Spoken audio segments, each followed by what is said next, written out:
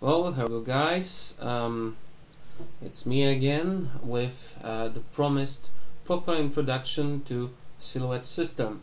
Here is I'm using Map Tools. This is a software where that we use basically for gaming. We use it either as a table for our roles and a place where we can just cut out or scan or something the most crucial tables from the rulebook and have them as quick reference sheets. So playing over Skype is very easy and great just using this software. Now I promised you to tell you a little bit more about Silhouette system. And as I mentioned earlier, you got basically two things, attributes and secondary attributes, or traits as here, this doesn't matter really, and skills. Now,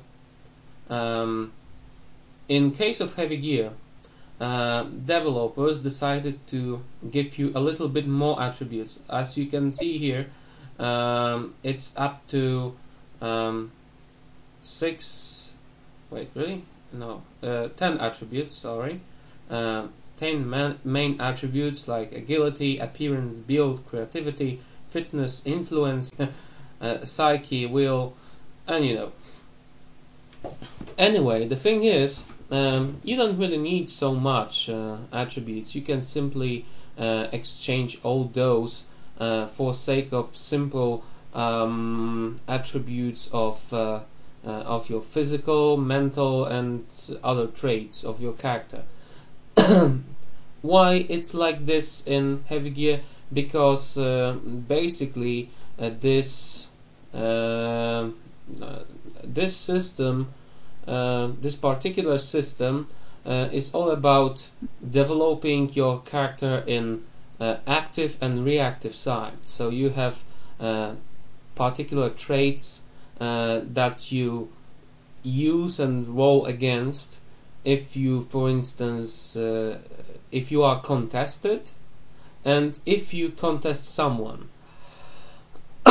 So yeah, the secondary traits, it's also a choice of the developers for this particular system, the heavy gear, because if you look at some other games by the same company, Dreampod 9, they really shuffle with this pattern. So it's not obligatory, but let's say we stick to this 10 attributes which correspond to different skills, okay, like gunnery to perception, piloting to agility, electronics to knowledge, camouflage to creativity, and such.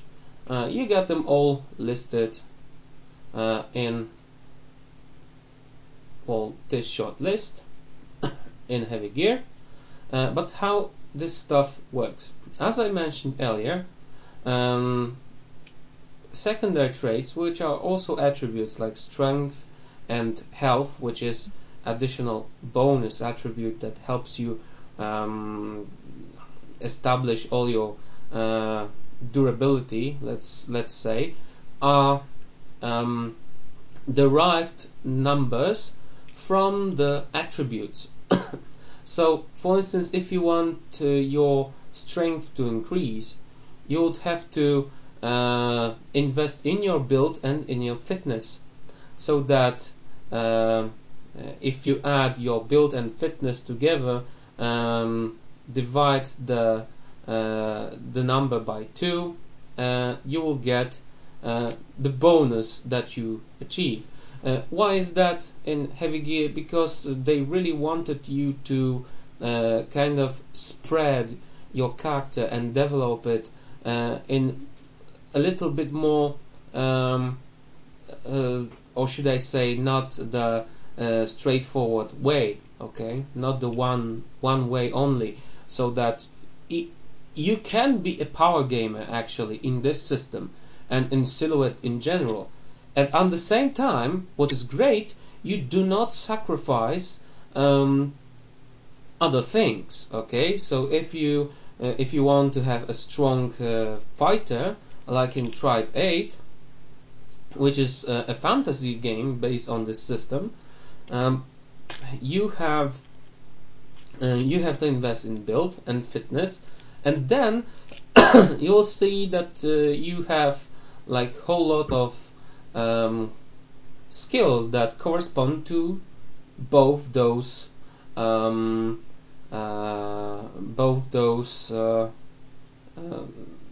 attributes, or even then strength or something. So it's kind of a pyramid that allows you not to stay behind while you still make a progress. Okay, you actually don't abandon any field if you just wish to progress in one particular. You don't suck, if I may say so. Okay, so attributes correspond to skills, or rather skills correspond to attributes. Now what attributes are, they give you a standard modifier to result of your role. Now each skill is represented by level, your level of training, and the level is also a dice pool. Now it's not like a huge dice pool if you look at skill level values, oh, sorry, not here but somewhere else I believe. Yeah, skill improvement cost, to get to like skill level of 5, depending on complexity of the skill, you really need to spend a lot. So the skill level of 4 is elite. That means okay, so let's say you don't have to roll like buckets of dice to decide something. It's very simple that way. And how does it work? As I mentioned earlier, it's not a dice pool system like in World of Darkness, when you have to match some number and you pass, or if you don't match this number, then you lose. No. Here you take your your value. Let's say it's a gunnery, a gear gunnery, okay, using this huge robots of heavy gear universe. My friend, which plays Boris, has a skill level of 3. That means he rolls 3 dice. He takes the highest number, which happens to be 4, and adds bonus from his attribute, which is +2, and also a bonus from his bot specialty of gear gunnery, because you can buy additional specialties that gives you another +1. That means his result is 4 + 3. That gives him approximately 7. That is pretty good roll. And if you look at a typical threshold table, he would score a very difficult task. Okay, he would accomplish it. Now, what that means? Skill level means that you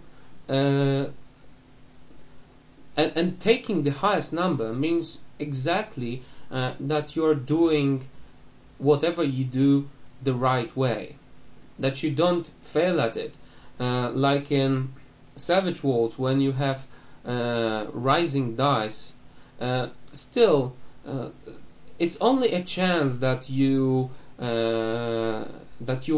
roll a high result. But if you use like D12, that means that you can roll a whole range between 1 and 12, while in Silhouette, using D6s, it's very high possibility that with all the variety of the scores you may get, you always take the highest number.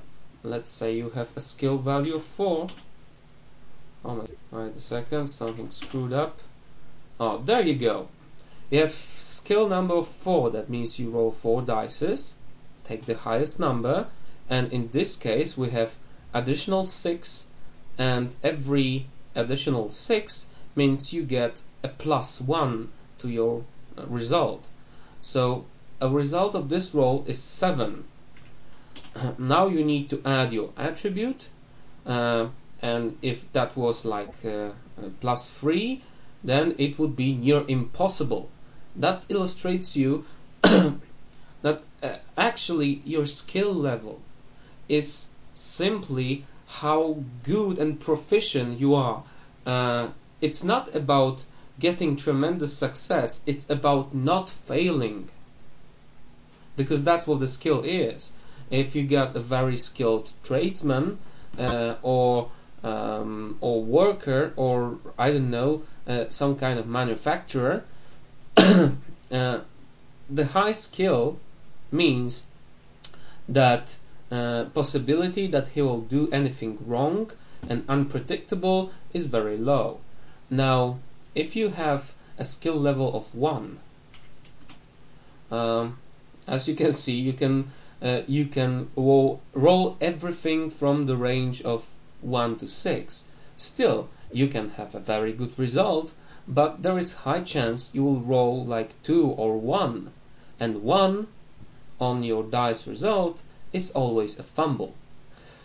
Now, let me try to achieve that. It'll be very hard to just get a fumble like that. Yeah, let's say oh yeah, this is kinda a very good example, because if you have your skill or on level 0, that is untrained, okay, you can still roll your dice, but well, if level 1 you roll 1 dice, then how come you roll 2 dices on the untrained level? Well, if you are untrained, you roll 2 dices and keep the lower number. And if the lower number is 1, it's still a fumble. Now, fumble appears when every single dice in your roll, let's say you have like a roll of 3, and let's say every of those dices is 1, okay? And if every single dice in your dice pool that you just roll indicates 1, and it's a fumble. So as you see, it's easy to get a fumble if you have a skill level of 1, it's like 14% of something. If you have a skill level of 2, then it's obviously harder, because it's enough for you to just roll 2 and you're safe. A skill level of 3, then you're pretty much safe, and so on and so on. It's very hard to score a fumble on like a skill level of 3 or 4 or even more. Okay, so as you can see, it's quite easy that way, and that's how the Silhouette more or less works. That is the basic of it all, and that's all you basically need to know to run your specific campaign. Now, how the combat works. Combat is a little bit different, but let me just say that what you need on the table is this sheet, okay? This role-playing game tables, just one sheet of paper. That is simply, you know, the easy way to just look at the most valuable stuff, and that's it. What you really need are those two tables, attackers modifiers and defenders modifiers. But for that, I'll tell you soon.